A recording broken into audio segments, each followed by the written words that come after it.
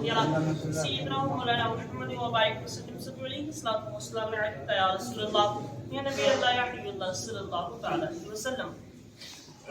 أعوذ بالله من الشيطان الرجيم بسم الله الرحمن الرحيم. اللہ کے نام سے شروع نہایت مہربان اور رحمت والا ہے. وَكَذَلِكَ أَوْحَيْنَا إِلَيْكَ قُرْآنًا عَرَبِيًّا لِتُنذِرَ أُمَّ الْقُرَىٰ وَمَنْ حَوْلَهَا وَتُنذِرَ يَوْمَ الْجَمْعِ لَا رَيْبَ فِيهِ فَرِيقٌ فِي الْجَنَّةِ وَفَرِيقٌ فِي السَّعِيرِ.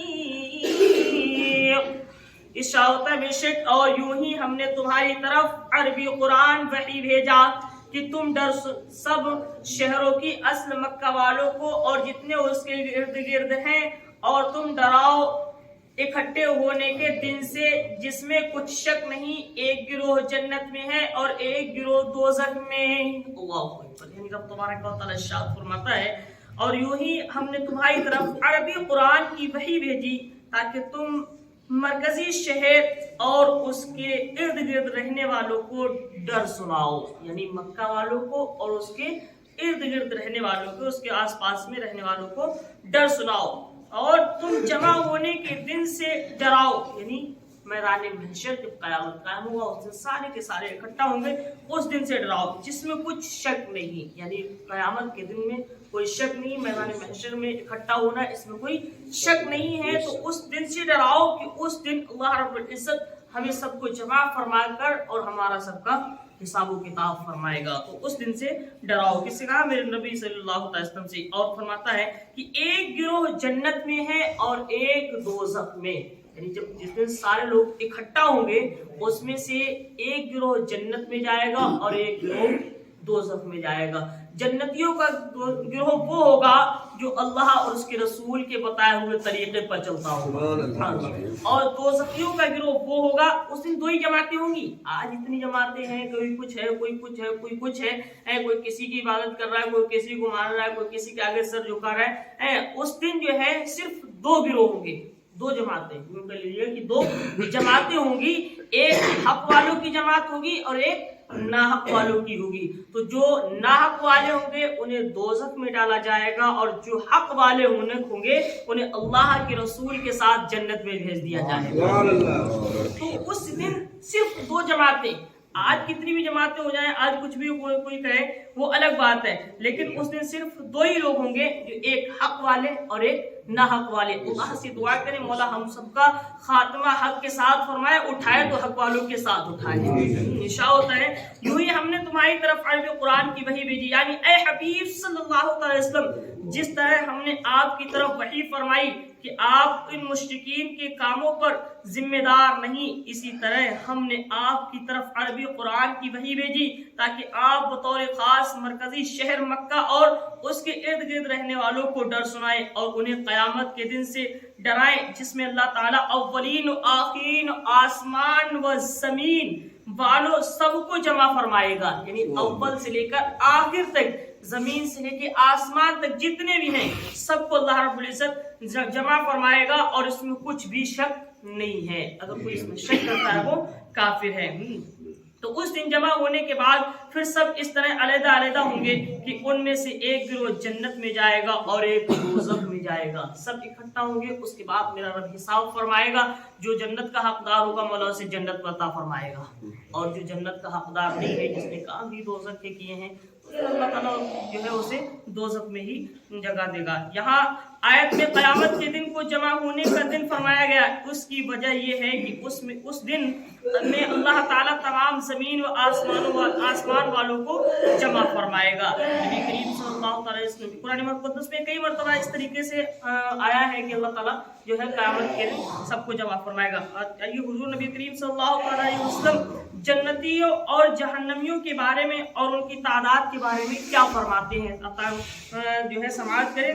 آیت کے آخر میں فرمایا گیا ایک گروہ جنت میں اور ایک گروہ دوزخ میں جائے گا، اور حدیث پاک سے ثابت ہوتا ہے حضور نبی کریم صلی اللہ علیہ وسلم کو معلوم ہے کہ جنت میں کون جائے گا اور جہنم میں کون جائے گا۔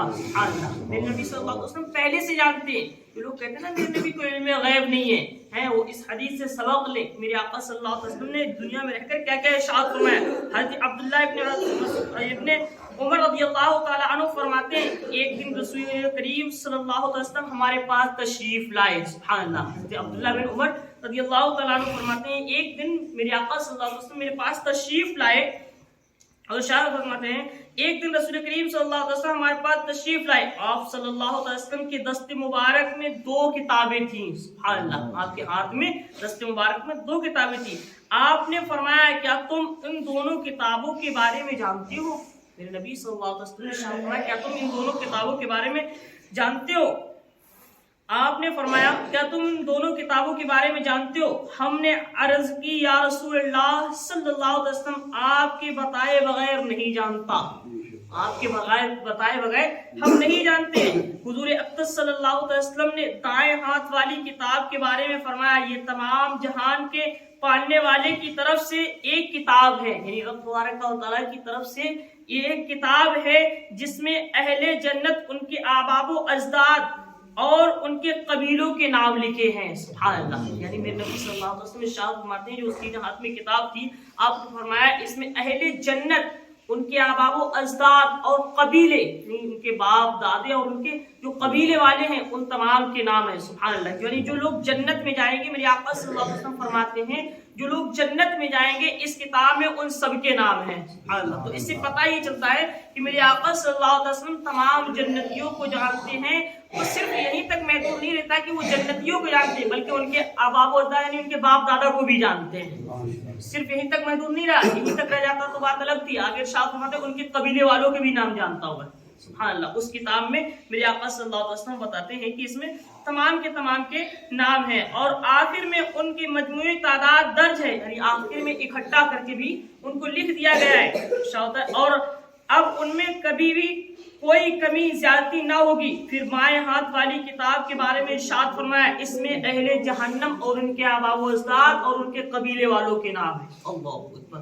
یعنی اس سے پتہ یہ چلتا ہے کہ میرے نبی صلی اللہ علیہ وسلم یہ جانتے ہیں کہ میرے غلام کتنے ہیں، سبحان اللہ، اور میرے آقا یہ بھی جانتے ہیں کہ جہنمی کتنے ہیں۔ میرے آقا کو یہ لوگ جو کہتے ہیں نا کہ علم غیب نہیں تھا، میں یہ کہتا ہوں میرے آقا تو یہ بھی جانتے ہیں کہ جنتی کون ہوگا دوزخی کون ہوگا۔ بس ہمیں تو ان کا جو ہے نام ہی کافی ہے، اور ہمارے لیے آقا دو عالم صلی اللہ علیہ وسلم کا سہارا کافی ہے، کیونکہ جو یہ جانتا ہو کہ جنت میں کون جائے گا ہم اس کا دامن تھام لیں انشاءاللہ ہم بھی ساتھ جنت میں جائیں گے۔ تو پتہ ہی چلتا ہے کہ نبی کریم صلی اللہ علیہ وسلم کو اللہ رب العزت نے اپنے جو ہے عطا کیے سے ہر چیز کا علم عطا فرما دیا۔ میرے نبی صلی اللہ علیہ وسلم کو کیوں نہ عطا فرماتا؟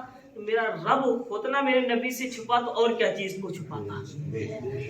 میرے آقا صلی اللہ تعالیٰ علیہ وسلم اپنی ماتھوں کی نگاہوں اپنی ماتھے کی نگاہوں سے رب تبارک و تعالیٰ کو دیکھ کر آئے ہیں۔ میں تو یہی کہتا ہوں ایک دیکھنے والے کا کہا مان لیا ہے، ہم نے تو بن دیکھے خدا مان لیا ہے۔ اللہ کے نبی صلی اللہ علیہ وسلم نے دیکھا کہ ہم نے خدا کو دیکھا، آپ نے بتایا ہم نے خدا کو دیکھا، ہم نے مان لیا۔